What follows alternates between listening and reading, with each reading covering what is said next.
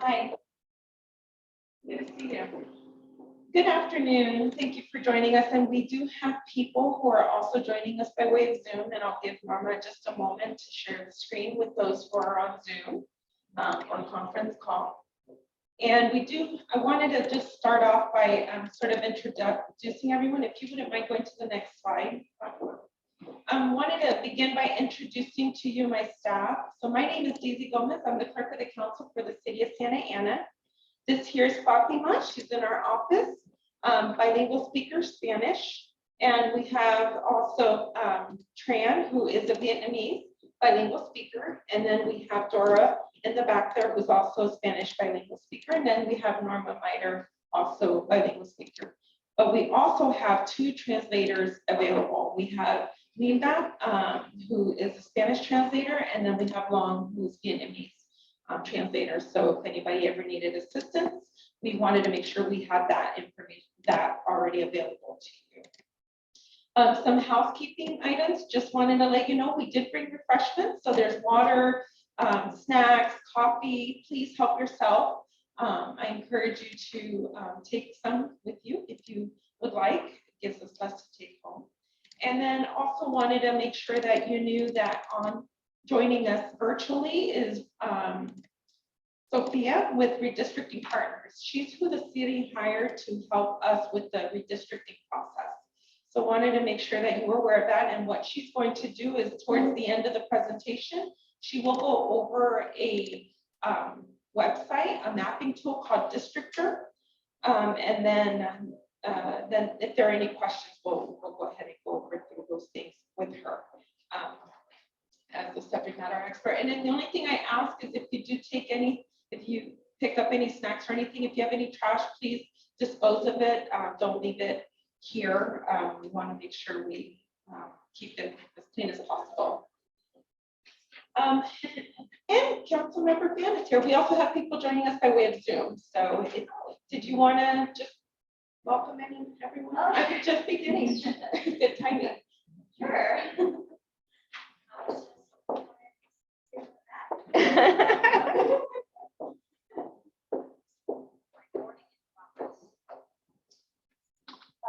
Hi. Not sure where I'm supposed to look, but I'm glad to be here. My hair is wet because I did the 5K this morning, which I walked, did not run. But it was really exciting. I'm glad everyone is here and anyone else who's watching online. I'm really excited to see all of you participate in this process. Santa Ana has a long and storied history about districting and wards. And of course, we settled the California Voting Rights Act lawsuit to go to districted voting. And as one of the new council members, it was something that was really important to see the community come out. So I just look forward to your comments. I don't care what ward I'm in. I just want to make sure that whatever happens, we do what's right by our residents. So I look forward to it. And please feel free to email or call me if you have any questions, or of course, Daisy and our fantastic city code team. And with that, I will sit in the back and watch. All right. Thank you. Okay, and so with that, if you would go over to the next slide. So this here is the current city of Santa Ana ward map. As Councilmember Fan said, that this was adopted in 2018, but this information that was the boundary lines that were drawn here were primarily due to the California Voting Rights Act that we were mandated to do. And so in the 2020 election was the first time that we actually had voters vote in their representative within their ward boundaries. And one thing to know on this map is that everyone the 2018 map that was adopted is based on the 2010 census data. So it's dated, it's information that's older than what we're going to be doing now. Next slide, please. So the things that we're going to cover are the redistricting basics, and that is just the process of adjusting the ward lines that we need to do every 10 years. And we're also going to touch over the traditional redistricting principles, the communities of interest, the map tool demonstration, which will be done by Redistricting Partners, who is joining us or who has joined us by way of Zoom. And then the public testimony, or what we also all know as public comments on our community of interest. And then we're going to go over the public hearing schedule as that has changed. Next slide, please. Thank you.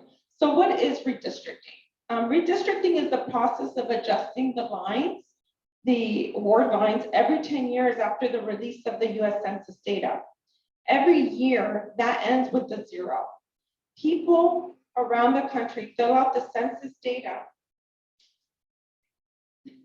that capture where they live at that point in time. Therefore, the 2020 census data will provide us an updated population as of April 1st, 2020. Normally, the data for the census year is released in late March of the following year. However, due to the pandemic and the attempt to insert citizenship question on the census form, that data was not released until late August.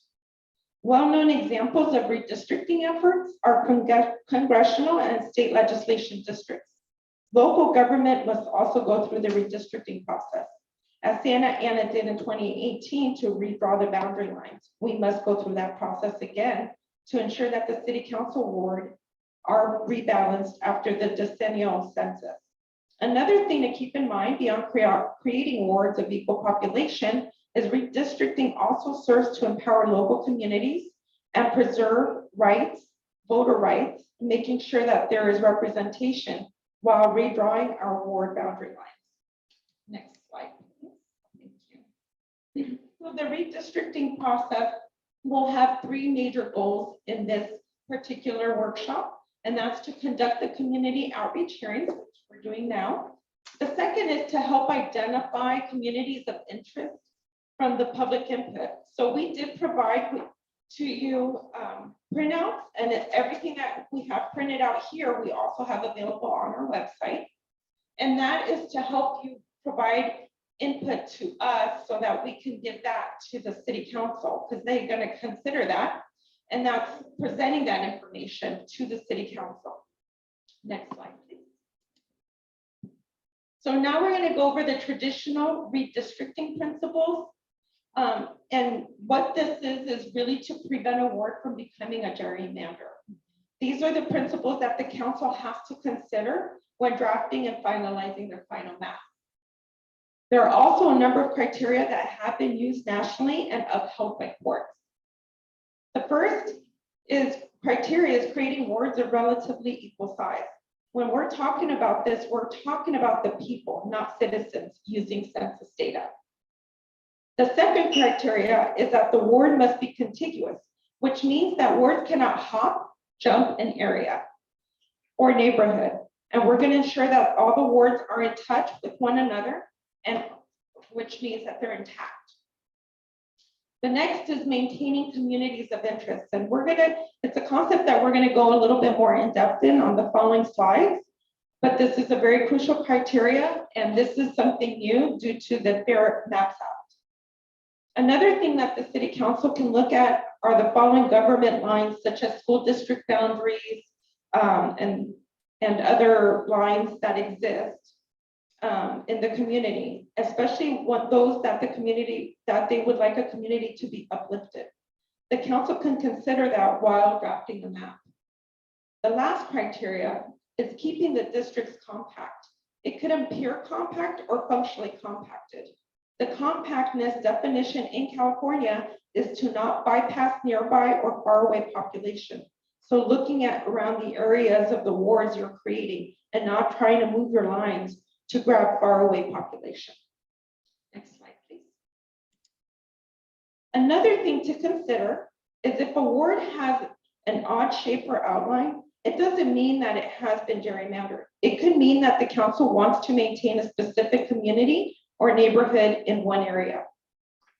And in this section, what really the emphasis is going to be is covering the communities of interest. And that is why it's in red. Next slide, please. The communities of interest is about remaining ourselves. That residents of the city of Santa Ana are the experts of the community. The residents are the ones that are aware of how to functionally navigate around the city. So the term communities of interest is about bringing like-minded people together for representation. It is also the building block of wards. And this is a high criteria for the redistricting process. Some community of interest include ethnic and language minorities and other groups. Something to remember during these redistricting workshops and process is that because we're discussing about how people navigate through the city of Santa Ana, we want to remind our residents about that communities are subjective and we want to remain open-ended to be inclusive as possible. Some of the communities that are covered by the Voting Rights Act are Latinos, Asians, and African Americans. Next slide, please. And here, this is essentially the same slide as the last. The one difference is that what's very important to remember is that while communities of interest may include race, it cannot be the predominant factor in drawing ward boundaries. Next slide, please. And this here is the list of all of the different things that you can use to think about when you're thinking of community of interest.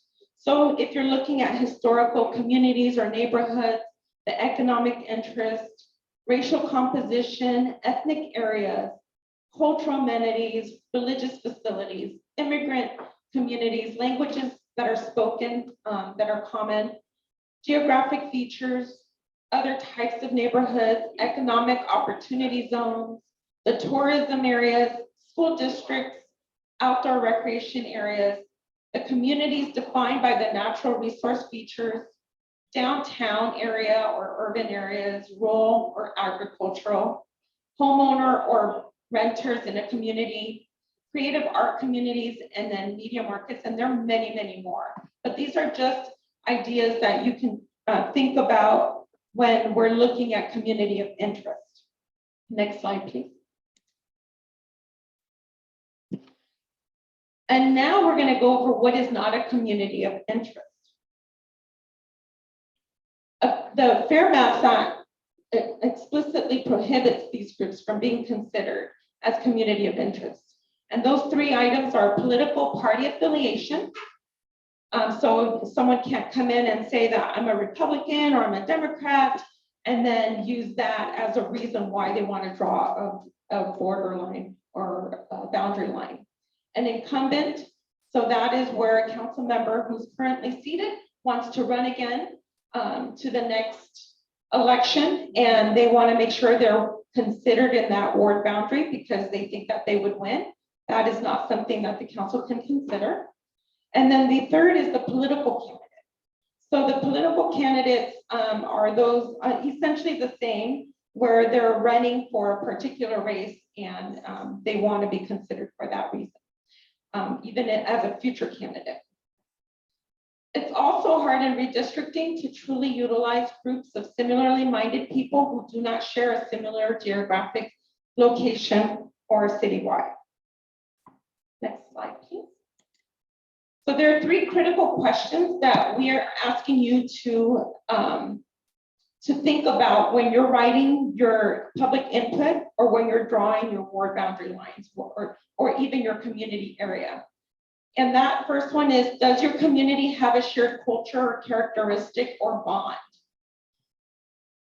So if you think about where you go shopping together, or if you go share a particular park, do you see that as part of your community?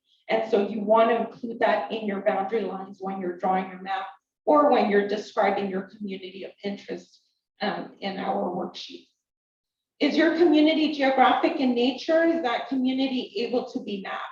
So because we don't want to misinterpret what you describe as part of your neighborhood, we're asking you to be as specific as possible, giving us maybe your streets, identifying even on a map, drawing it out. And we do have maps that are pretty good size so that you can go ahead and draw your boundary and say that you consider that as part of your community. And then the third is to describe your community's relationship with the jurisdiction and how it's affected by the policy decisions made by the elected officials. So let's say you live in a neighborhood and this neighborhood, maybe a lot of them are dog owners. and they feel that there's a need to have a dog park in that neighborhood. Well, a community of interest could be someone or the group who says all of this area, we should have a dog park, and we want that sort of implementation done by council, and council does implement policy. So that is considered a community of interest group. They all have a similar interest in what they want in their community. And that is something that the city council can provide direction or provide policy to. Next slide, please. Is this considered a community of interest?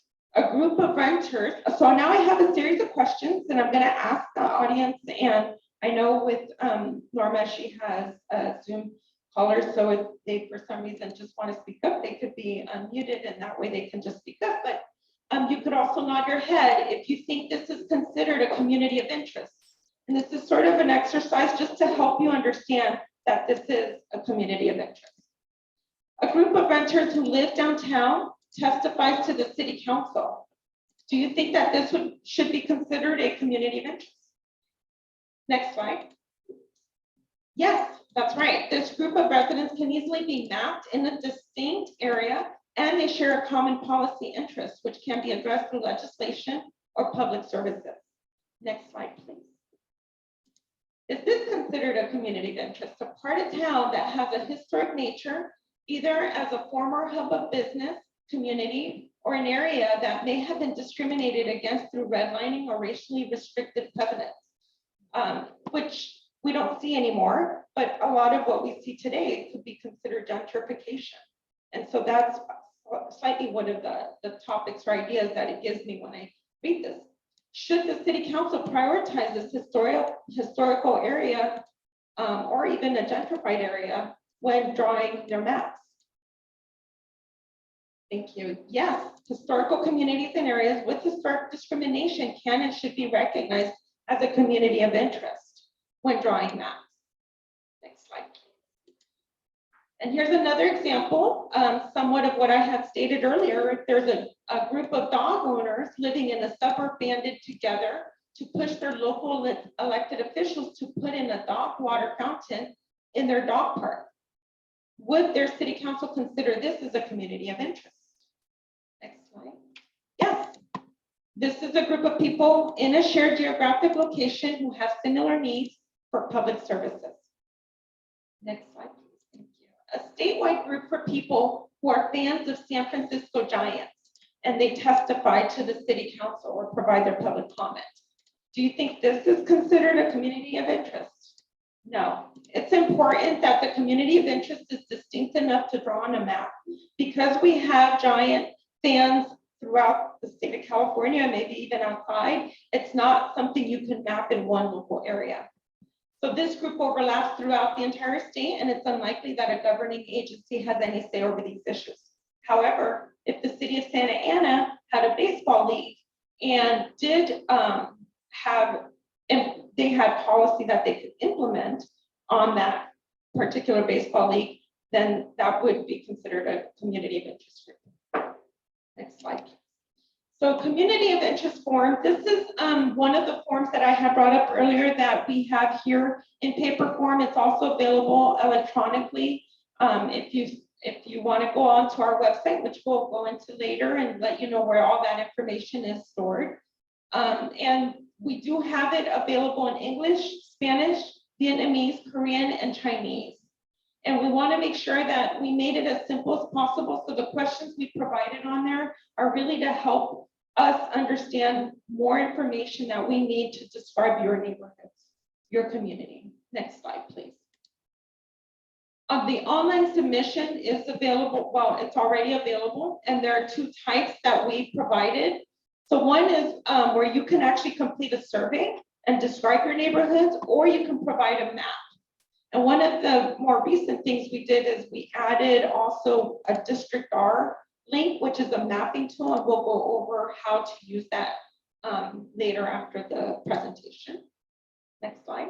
And this is the Districtor web link that you can go to, and it's also available on the city's website, and we'll go over exactly where that's located. And then you can draw your community of interest. You can either, and if you could go to the next slide, please. So we did provide an 11 by 17 paper, but also you can do this online or you can print it as well and then submit it electronically to us. And what we're asking you is to name your community, provide your name and email, and this is really just in case we have any questions about what you provided to us, and then a description about your neighborhood, what you feel is important that needs to be within your ward and why. And so the maps here are divided into the current wards, but you can go ahead and draw over that area, even if the boundary line does go into another ward in this map. Next slide, please. And then this next slide is really touching over our timeline for the outreach meetings. So we are down to the 23rd. Right now, Salgado Recreation Center. The next two is El Salvador Community Center, October 29th at 6 p.m. And then October 10th at 10 a.m. at Memorial Community Center. And again, we will provide translation services in Vietnamese and in Spanish. And of course, I will also bring staff who will also be assisting us, who are bilingual speakers, to make it more comfortable for you to ask us the questions you need. So you know you can address us as staff as well. And we are, just one other thing I wanted to note is that we are touching every ward. However, if you feel the need that you want me to participate in any other meeting, in an event, anything like that, please feel free to contact me and I'm more than happy to participate and help. Next slide, thank you. And this is our public hearings. So the one thing to know is that our October 5th meeting that we had adjourned our public hearing to October 19th. So we had our very first public hearing on the 19th, last Tuesday. And the second public hearing will be on November 2nd at 7 p.m. And that is time certain. So it will start as close to 7 p.m. as possible. And then the third public hearing and the fourth, both have been changed. We moved them to a Monday before the Tuesday council meetings. So they will be both held at 5 p.m. You could also, you can come and join us. We will be having draft maps available for the public to view on the third and fourth public hearing. And I think that's been a large interest of many residents. So I want to make sure that you're aware that the third and fourth public hearing, so November 15th and December 6th, we will be providing draft maps to the city council and the public. You can also participate virtually on the workshops. So if you cannot attend, or if you know a resident or a neighbor that would like to participate and can't come into the workshop meetings, I do encourage them to join us by way of Zoom, or they can call, and that's the meeting ID. I do want to note that this Zoom information is the exact one that we use for city council. So it shouldn't be something difficult to find. You could also find it on our city meetings page. Next slide, please. So all the information that we've been working with on that has to do with redistricting. So the mapping tools, the community interest forms, all of the information, all of the PowerPoint slides, everything that we've been doing, even the videos that are being recorded now, are all going to be available here at the www.santa-ana.org/redistricting. And one thing to note about this is that by law, we are required to keep everything on this website for 10 years. So this will be a great reflection for us when we do the census data again. But I do want to make sure that you are aware that this information will not go away. Next slide, please. And so now with that, if anyone has any questions, I'm happy to answer. And I also have Sophia with us on Redistricting Partners by way of Zoom, and she could also help answer any questions that I cannot. And then we can, otherwise we can have her join us by way of Zoom, and she could provide to us the mapping tool. Give me one moment while I join over there. And here I'm done. I started sharing.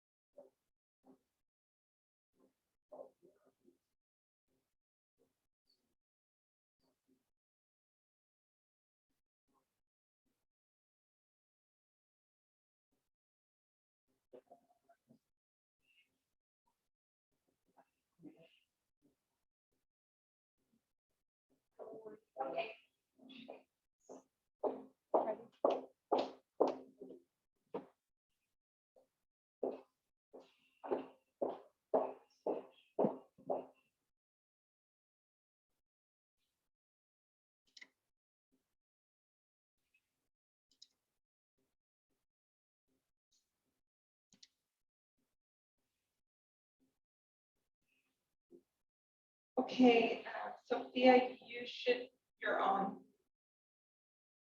You should be able to share your screen. Okay, can you hear me? Yes, we can hear you. Okay, wonderful.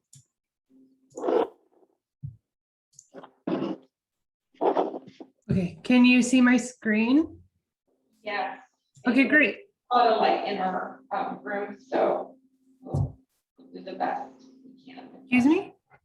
Our lighting is a little bit bright in here, so we'll do the best we can. But yes, we can see you. Okay, wonderful. So I'm going to, welcome everyone. Thank you for joining us on a Saturday afternoon and for being a part of this process. Thank you, staff, for that wonderful presentation. That presentation will be given at all of the outreach hearings, and we'll also always do the districtor demo. So my name is Sophia Garcia. I'm the GIS and Outreach Director with Redistricting Partners, the firm that the City of Santa Ana has gone with for their redistricting process. Throughout the process, you'll see myself or a number of the Redistricting Partners team as we go through this process together.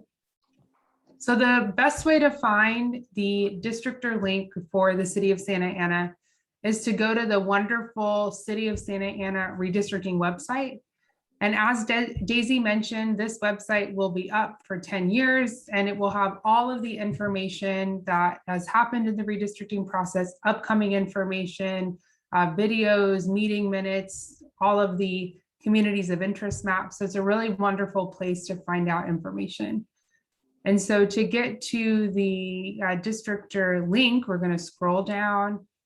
I keep going. We see background information, timeline. We see that all the hearings have been updated. So that's really wonderful. And if we keep scrolling, we're going to go to the submit your community of interest map. And it is the first link called mapping tool. So Districtor is an online mapping tool created out of Tufts University in Massachusetts. And it's a really user-friendly tool. And it's also a tool that a lot of jurisdictions across the state of California are using. So it's really important that if you are here to submit maps specifically to the City of Santa Ana, that you utilize this specific link. And it is districtor.org/event/Santa_Ana. And so you will then you will go to the homepage for the City of Santa Ana.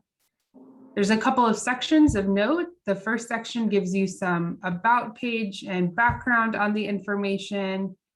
There's a section that has the two buttons to start drawing your communities of interest maps.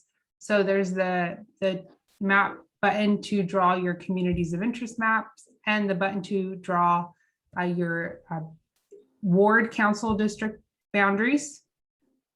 The public gallery is the section that will have all of the submitted maps available. So as soon as you go into Districtor, whether it's the community of interest map or the district drawing map, then it will automatically update to this public gallery. We are taking any maps that are submitted through Districtor as official public testimony for the City of Santa Ana. So all maps that are submitted here will be available to the public and will be showing these maps to the City Council. So if you're not ready to submit your map yet, you can submit it as a draft, and then it will appear in this work in progress section where you can keep working on it until you want to submit it as a final draft. We also don't have the ability at Redistricting Partners to take down any maps because this is a tool that is run by Districtor. So I'll show you when we get into the Districtor page how you can save your link. Again, if you're not ready to submit it yet, if you still want to do some work on it. But that's important to note that all of these will be taken as public testimony. The final section is some about the data that we're utilizing and the tool, and more information on redistricting partners. And Daisy, I just want to confirm, would you like me to go through both the community of interest map and the ward council drawing map, or just the one to draw wards? I want to. If you can go through both, that would be really helpful. Okay, wonderful. Yeah, so we'll go through both.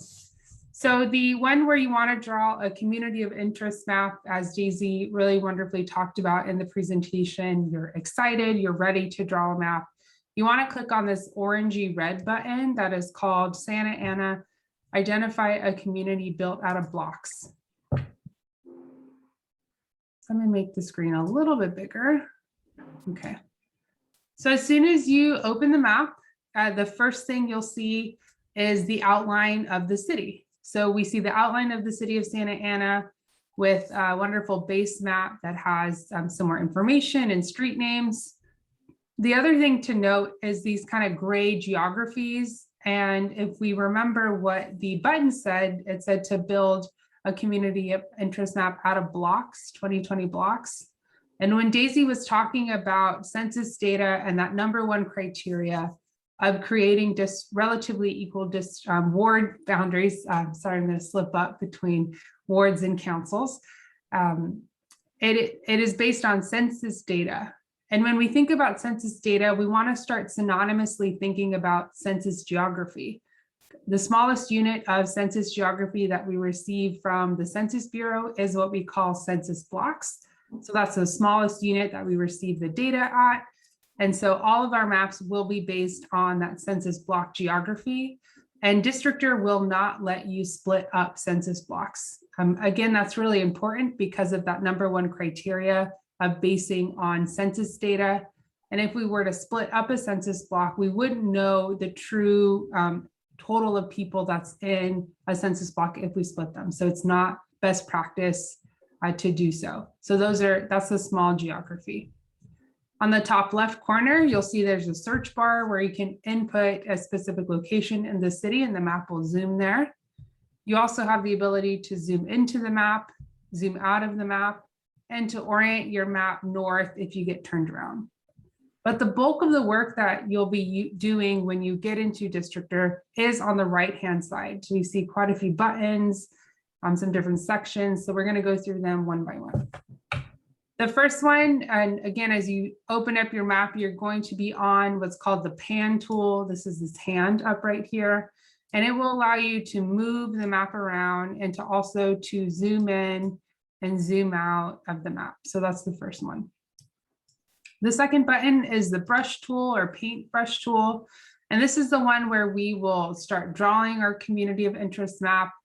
You have the ability to click one census block at a time or move and toggle this brush size to grab larger portions of the city. The erase button allows you to erase any communities of interest census blocks that you don't want in your area. And the last button is the inspect tool, where if you hover over any census block in the city, it will give you the total population of that census block along with the ethnic breakdown. So we're going to go back to the paintbrush tool and we're going to start drawing a community of interest.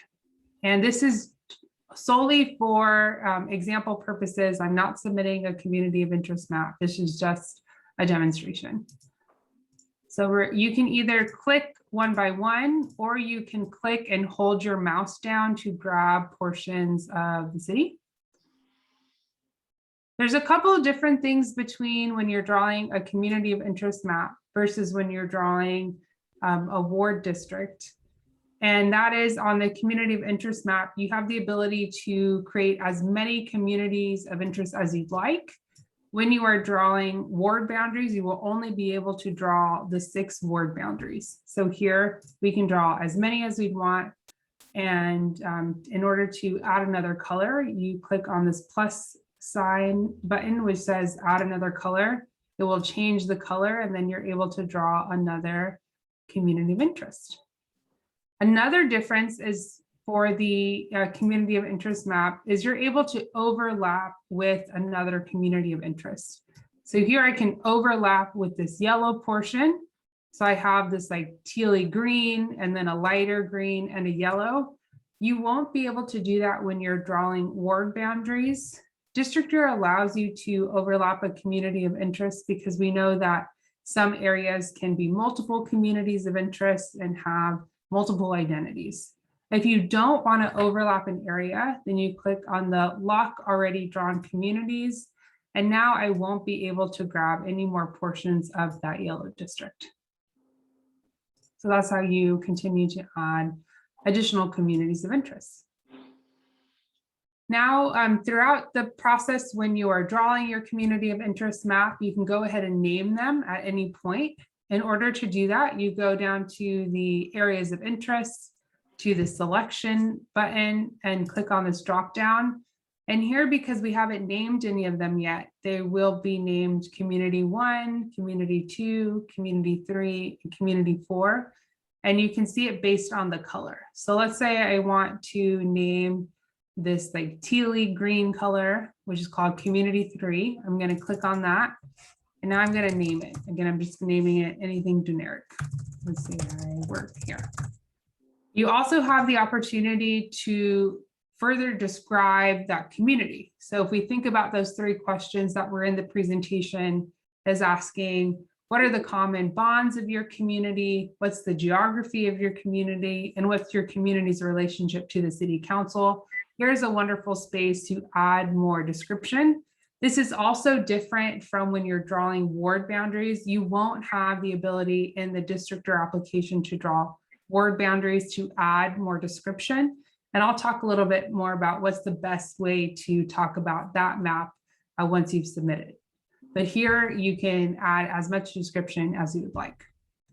You also have the ability when you're drawing a community of interest map to map out specific important places. And you do that by going down to important places and clicking on this blue button that says new with the pin drop. And now you'll have a plus sign, which will allow you to pick a specific location. And similarly to when you were drawing a community of interest geography, to add another location, you click on that button, and then you click on another location in that area.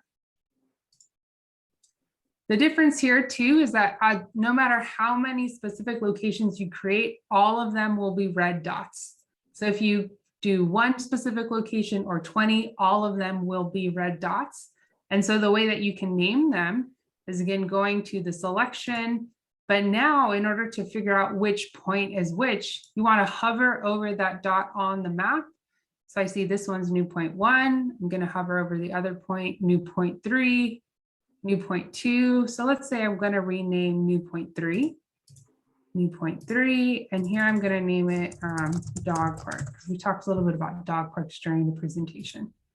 And you also have the ability to describe further what that location is. Now to erase a specific location or point, you want to again figure out which one it is on the map. So this is new point 2. I'm going to select new point 2. And now I'm going to press this delete button and it will erase the specific location from the map. So that's a little bit different when you are trying to erase a specific location. Now I'm going to click on the tab data layers, and here is where you can find out more information on the background of the city. You have the ability, if you'd like, to show numbers of your communities of interest that you've created. You can also look at the demographics of the city. So I'm going to zoom out a little bit more. You can show population. So we can look at the total population. We can look at the ethnic breakdown of the variables. We also have the ability to look at citizen voting age population. And this is the data set that if we were going to draw any Voting Rights Act districts, we would base that on the citizen voting age population data. And this is the data set of all people who are 18 years and older. And again, we would consult with legal counsel if we were to draw any Voting Rights Act specific districts. You can also create a coalition district, and you do that by clicking on multiple of these ethnic groups. And then you go back, if you want to see it by population, click on the variable that says coalition population. Or if you'd like to see the coalition district based on CVAP, you go to the variable and click coalition citizen voting age population. So those are data sets that you can utilize, look at when you're drawing a community of interest. Again, that was said in the presentation, race can be a community of interest, but it cannot be the predominant factor in drawing a district unless we are drawing a Voting Rights Act district. And again, that will come from when we consult with legal counsel. The final tab to kind of look at your community of interest map is the evaluation tab. And here we can look at it specifically on the geographies that we created. So we see community 1, 2, 4, and the community that we named. And you are able to look at the total population of your community, the ethnic breakdown of your community against the city of Santa Ana. And similarly, you can do that with the citizen voting age population. This evaluation tab we see most used when folks are drawing the ward boundaries, because we know that you don't need any census data or any data based on what you already know to draw a community of interest. So this is all additional supplemental information and serves as a way that you can use this tool to submit a community of interest map. Now, if you'd like to save your map and you want it to be added to that public gallery, the best way to do that is to click on this Save button up at the top right. And here you'll see a new window, which there's a couple of things going on. But the best way to submit your map and add it to that gallery is to click on this button that says Share to Gallery. Before you do that, if you'd like to name it, you have the ability to do so where it says team or plan name. If you don't name your plan, that's okay. It will receive a specific unique ID for the city on the homepage. These maps are all anonymous unless you put your name in there or your contact information, because it is a public online tool and it doesn't require a login. They're all anonymous submissions. And you are also able to submit multiple community of interest maps or ward maps. If you'd like to share or save your map as a draft, you want to click Work in Progress, and then the button will change colors and now it will say Save as Draft. And you also are able to name the plan if you'd like. So you may be asking, how does the computer remember my draft if I don't have to add a login? It's going to remember your specific IP address.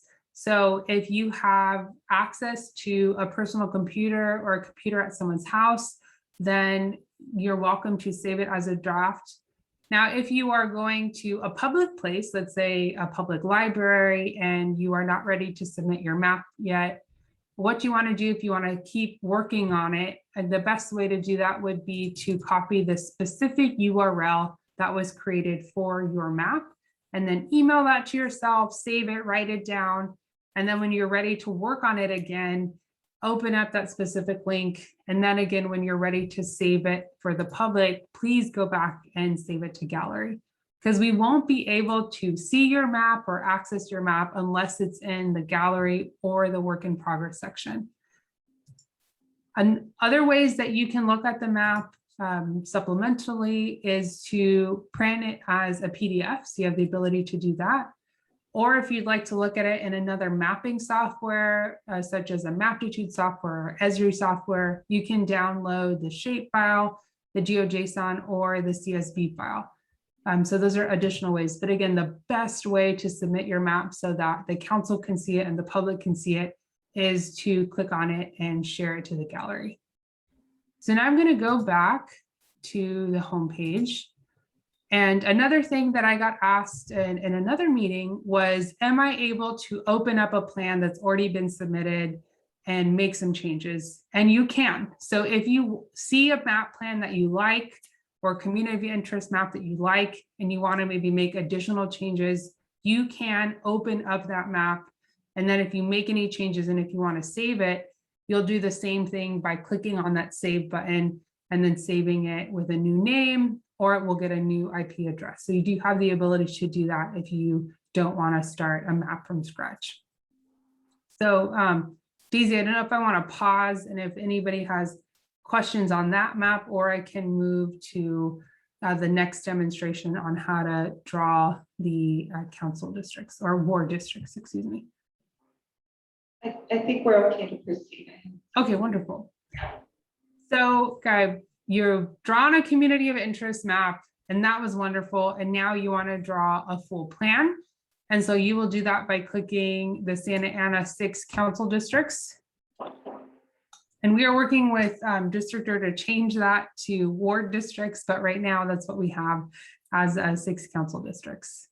So we see a lot of similarities when we click on this application, but there's also some changes. So we no longer have the search bar there. The base map isn't as colorful, but a lot of the functionalities are really similar. We have the outline of the city, and we also have those census blocks. We also on the top left had the ability to zoom in, zoom out, and orient our map pointing north again. But on the right side, there is already something that looks pretty different. And this is the box here with some new functions and new numbers. So the first one is this number called ideal, which is at 51,898, so 51,898.83. And so what that is it is utilizing the 2020 census data. If we were to equally divide up all of the ward boundaries into 6, all of the wards would be exactly at 51,898. Again, I think as mentioned during the presentation, the council does have some wiggle room with a 10% total plan deviation. So what does that mean? That means that you can have a district that is a little bit above the 51,898 or one that is below. They have the flexibility to not necessarily mandated to create districts that are exactly equal. They have some room to kind of play around with that. So the pan tool is similar, the paintbrush, the erase tool, and the inspect tool, those are all similar functions. So we'll see some differences when we click on the paintbrush. Now we only have the ability to create 6 boundaries. We can't add more. You can draw less. So if you are interested in submitting a partial plan, you have the ability to do that. However, you can't submit a plan that has 7 boundaries. So we're going to start clicking away, and we're going to see that this blue line moved to the right. I'm going to just add again, this is all for example purposes. I'm not submitting a draft, though that's a really big district. So we're going to get rid of some there. I'm going to click and draw another one, see some of the things change. Okay. So again, you can, if you are really pleased with a ward boundary that you have the ability to lock that district. So now let's say I'm really excited about that blue boundary that I created. I don't want to change it. So you can lock those. You can unlock it if you do want to kind of change between the boundaries. We see that this the number is changing. So now the unassigned population, that is the number that means all of these other census blocks that are not in a district. This is the number here, and we will see it change as we go to create more boundaries. We see it getting lower. So if you have an interest in creating and sending a full 6 ward plan, then you want to have this unassigned population be at 0. And if it's not at 0, you can zoom in and try to see what are the blocks that you've missed. But even something that's close to 0 would be applicable. The max population deviation, this is a little bit different from the one that we're going to calculate at Redistricting Partners with draft plans. This one will only give you the population deviation of the district with the highest population. It's not going to give you the total plan deviation. So if you have an interest again in submitting a plan that follows the criteria that the city has to use, it can be close to 10% or a little bit lower, but don't be surprised that if it's going to change when we do the when we look at your map at Redistricting Partners. So we have, so now we know how to kind of draw the districts. We also have all the rest of the buttons are the same as the community of interest map. So we have the data layers tab, which allows you to number the ward boundaries.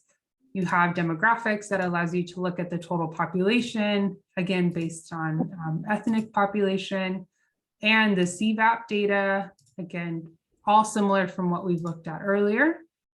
You can again draw a coalition district by clicking on some of these boxes and then going back up to click on the coalition population or the coalition citizen voting age population. The evaluation tab, now we'll see the districts compared to one another based on different race populations.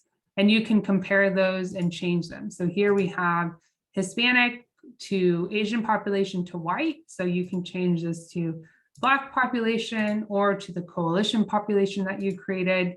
And here again is a way that you can see if you have a concentration of a specific ethnic population in a district. You can also look at it based on the citizen voting age population. Again, these are things that we would consult with legal counsel and uplift to the council if we were to draw any Voting Rights Act districts. So now if you want to save your map, similar functions by clicking on that save button with this new window that pops up, again, to share the map specifically to the gallery. You can name it or you don't have to, then click share to gallery. If you'd like to save it as a draft, click on save to draft. If you are not ready to share it yet and you're on a public computer, to keep this unique URL link to the map that you created, and then you'll be able to open it up again on another computer, make those changes to it, and then save it. And finally, the top right button allows you to print your map as a PDF or to download it if you want to look at it on another mapping software. So again, a lot of similar functionalities, and the main differences when you're drawing the ward boundaries is in this paintbrush area, and again, looking at the evaluation tab. So that's Districtor. So I can stop sharing my screen and I can give it back to Daisy to field any questions people online or in person may have. Did you see any questions? I want to ask anyone who's on Zoom to see if they have any questions. Okay, thank you. And then if there's anybody here who has any questions, and then we'll be here even after we end this workshop. So if you want to take with you the map or community interest forms, and you can take multiple for neighbors if you'd like. And if you have any questions for us, we could always follow up with you if we don't have the response right now. Thank you so much, Sophia. I appreciate it. Oh, you're welcome. Okay. All right. Well, thank you. And with that, I'll just go ahead and end. And I thank you so much for participating and being here with us today. Yeah, thank you, everyone. Have a good afternoon.